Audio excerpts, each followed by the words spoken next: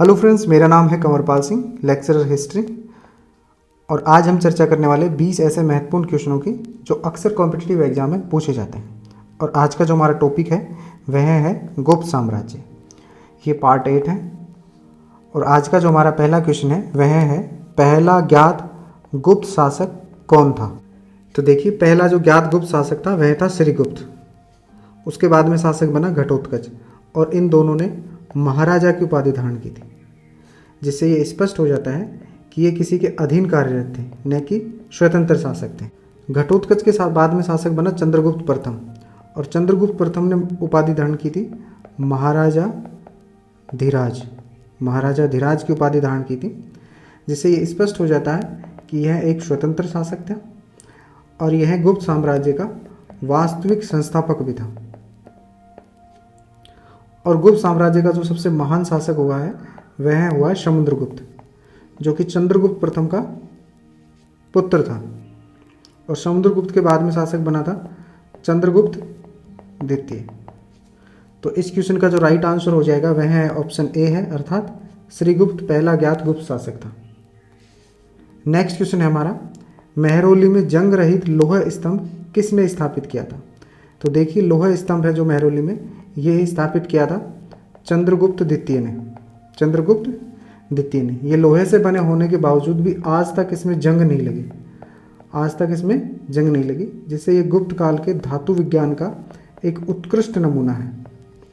तो इस क्वेश्चन का जो राइट आंसर हो जाएगा वह ऑप्शन ए है, अर्थात गुप्त ने स्थापित किया था। नेक्स्ट क्वेश्चन है हमारा, गुप्त राजा जिसने विक्रमादित्य की पदवी ग्रहण की थी। तो देखिए, विक्रमादित्य और दूसरी पदवी धारण की थी विक्रमांक। विक्रमांक, ये दोनों ही पदवी धारण की थी चंद्रगुप्त द्वितीय ने। तो इस क्वेश्चन का जो राइट आंसर हो जाएगा वह हो जाएगा चंद्रगुप्त द्वितीय, ऑप्शन बी। नेक्स्ट क्वेश्चन है हमारा, गुप्त वंश का वह राजा कौन था जिसने हुणों को भारत पर आक्रमण करने से रोका। तो देखिए, जो हुण है ये उत्तर पश्चिम चीन की एक बर्बर जाति थी। इन्होंने जब भारत पर आक्रमण किया तो उस समय जो गुप्त सम्राट थे वह थे स्कंदगुप्त। स्कंदगुप्त ने इनको पराजित ही नहीं किया, बल्कि गुप्त साम्राज्य की रक्षा भी की इनसे। तो इस क्वेश्चन का जो राइट आंसर हो जाएगा वह ऑप्शन सी है, अर्थात स्कंदगुप्त। नेक्स्ट क्वेश्चन है हमारा, गुप्त काल में चांदी के सिक्कों को क्या कहते थे। तो देखिए, गुप्त काल में जो चांदी के सिक्के थे उनको कहा जाता था रूपक, और सोने के जो सिक्के होते थे उनको कहा जाता था दिनार। तो इस क्वेश्चन का जो राइट आंसर हो जाएगा वह है ऑप्शन बी है, अर्थात रूपक। क्वेश्चन नंबर 6 है, हरिसेन निम्नलिखित राजाओं में से किसका राजकवि था। तो देखिए, हरिसेन था, ये समुद्रगुप्त का राजकवि था, और इसने इलाहाबाद प्रशस्ति लेख की क्या की थी, रचना की थी। इलाहाबाद प्रशस्ति लेख की रचना की थी, और इलाहाबाद प्रशस्ति लेख है ये चंपू शैली में लिखा हुआ है, चंपू शैली में लिखा हुआ है। नेक्स्ट क्वेश्चन है हमारा, लिच्छवी दोहित्र किसे कहा गया है।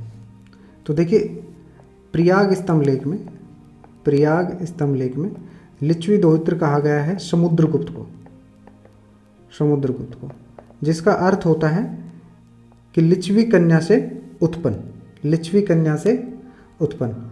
और इनकी जो माता थी उनका नाम था कुमार देवी, कुमार देवी। ये लिच्छवी कुल से संबंधित थी। तो इस क्वेश्चन का जो राइट आंसर हो जाएगा वह ऑप्शन डी है, अर्थात समुद्रगुप्त। नेक्स्ट क्वेश्चन हमारा, निम्न में से किनके सिक्के संगीत के प्रति उनका प्रेम दर्शाते हैं। देखिए, समुद्रगुप्त का एक सिक्का है जिसमें उसे वीणा वादन करते हुए दिखाया गया है, इसे वीणा वादन करते हुए दिखाया गया है, जिससे इसके संगीत के प्रति प्रेम को दर्शाता है, संगीत के प्रति प्रेम को दर्शाता है। और समुद्रगुप्त एक गुप्त शासक थे। तो इस क्वेश्चन का जो राइट आंसर होगा वह ऑप्शन सी है, अर्थात गुप्तों के। नेक्स्ट क्वेश्चन हमारा, निम्नलिखित में से किसको अपनी विजय के कारण भारत का नेपोलियन कहा जाता है।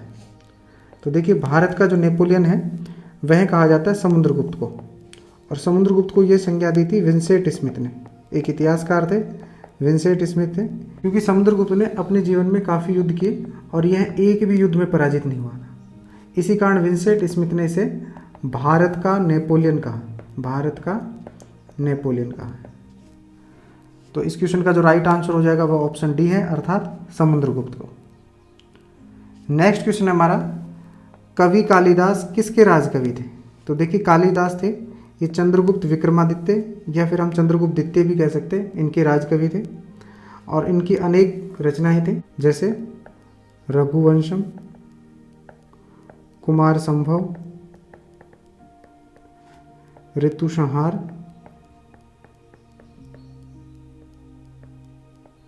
मेघदूत। तो इस क्वेश्चन का जो राइट आंसर होगा वह ऑप्शन सी है, अर्थात चंद्रगुप्त विक्रमादित्य। नेक्स्ट क्वेश्चन हमारा, गुप्त शासन के दौरान निम्नलिखित में से ऐसा व्यक्ति कौन था जो एक गणितज्ञ था। तो देखिए, गुप्त शासन में जो महान गणितज्ञ हुए हैं वो हुए हैं आर्यभट्ट। इन्होंने एक तो शून्य का आविष्कार किया था और इनकी एक पुस्तक थी आर्यभट्टीय। तो इस क्वेश्चन का जो राइट आंसर होगा वह ऑप्शन सी है, अर्थात आर्यभट्ट। क्वेश्चन नंबर 12 है, फाहियान किसके शासनकाल के दौरान भारत में आया था। देखिए, फाहियान है, ये चंद्रगुप्त द्वितीय के शासनकाल में भारत आया था 399 ईस्वी से लेकर 414 ईस्वी के मध्य, और इसने एक पुस्तक लिखी थी फूको की, जिससे हमें गुप्त काल के बारे में जानकारी प्राप्त होती है। तो इस क्वेश्चन का जो राइट आंसर हो जाएगा वह ऑप्शन ए है, अर्थात चंद्रगुप्त द्वितीय। नेक्स्ट क्वेश्चन हमारा, निम्नलिखित में से वह व्यक्ति कौन है जो चिकित्सक नहीं है। तो देखिए, सुश्रुत, चरक, धन्वंतरी, ये तीनों ही महान चिकित्सक हुए हैं प्राचीन काल के, और इनमें जो चारवाक हैं ये जाने जाते हैं अपने भौतिकवादी दर्शन के लिए, और ये चिकित्सक नहीं थे। तो इस क्वेश्चन का जो राइट आंसर हो जाएगा वो ऑप्शन डी है, अर्थात चारवाक। नेक्स्ट क्वेश्चन है हमारा, प्राचीन भारत के विख्यात चिकित्सक धन्वंतरी ने अपना परामर्श किसके दरबार में दिया था। तो देखिए, जो धन्वंतरी थे ये चंद्रगुप्त द्वितीय के राज चिकित्सक और एक विख्यात आयुर्विज्ञान के ज्ञाता थे। तो इस क्वेश्चन का जो राइट आंसर होगा वह है ऑप्शन सी है, अर्थात चंद्रगुप्त द्वितीय। नेक्स्ट क्वेश्चन है हमारा, वराहमिहिर क्या है। तो देखिए, वराहमिहिर थे, ये गुप्त काल के प्राचीन खगोलज्ञ और गणितज्ञ थे। तो इस क्वेश्चन का जो राइट आंसर हो जाएगा वो ऑप्शन डी है, अर्थात एक प्राचीन खगोलज्ञ। नेक्स्ट क्वेश्चन हमारा, अजंता की चित्रकारी क्या निरूपित किया गया है। देखिए, अजंता की चित्रकारी में हमें जातक कथाओं का उल्लेख मिलता है, और यहाँ पर जो जातक कथाएं हैं इनका संबंध है भगवान बुद्ध की पूर्व जन्म की कहानियों से। पूर्व जन्म की कहानियों को ही जातक कथाएं कहा जाता है। तो इस क्वेश्चन का जो राइट आंसर हो जाएगा वह ऑप्शन सी है, अर्थात जातक। नेक्स्ट क्वेश्चन है, गुप्त राजवंश किसके लिए प्रसिद्ध था। तो देखिए, गुप्त राजवंश है, ये कला और साहित्य के लिए प्रसिद्ध था, और इसे भारतीय संस्कृति का स्वर्ण युग भी कहा जाता है। भारतीय संस्कृति का स्वर्ण युग भी कहा जाता है इसी वजह से, क्योंकि इस समय भूमरा का शिव मंदिर है, तिगवा का विष्णु मंदिर, मेहरौली स्तंभलेख और अजंता की जो गुफाएं हैं उनमें गुफा नंबर 16 और जो 17 हैं ये गुप्त काल से संबंधित है।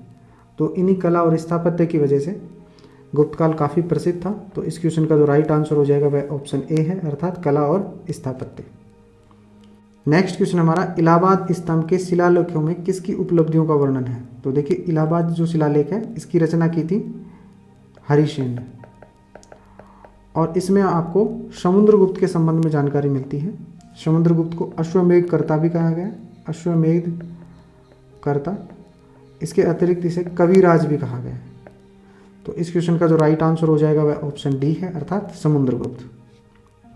नेक्स्ट क्वेश्चन हमारा, त्रिमूर्ति की अवधारणा का उदय हुआ था। तो देखिए, यहाँ पर जो त्रिमूर्ति है उनका तात्पर्य है ब्रह्मा, विष्णु और महेश से, और इनकी जो पूजा का या इनकी मूर्ति का जो प्रारंभ हुआ था वह हुआ था गुप्त काल में। तो इस क्वेश्चन का जो राइट आंसर हो जाएगा वह ऑप्शन सी है, अर्थात गुप्त काल में।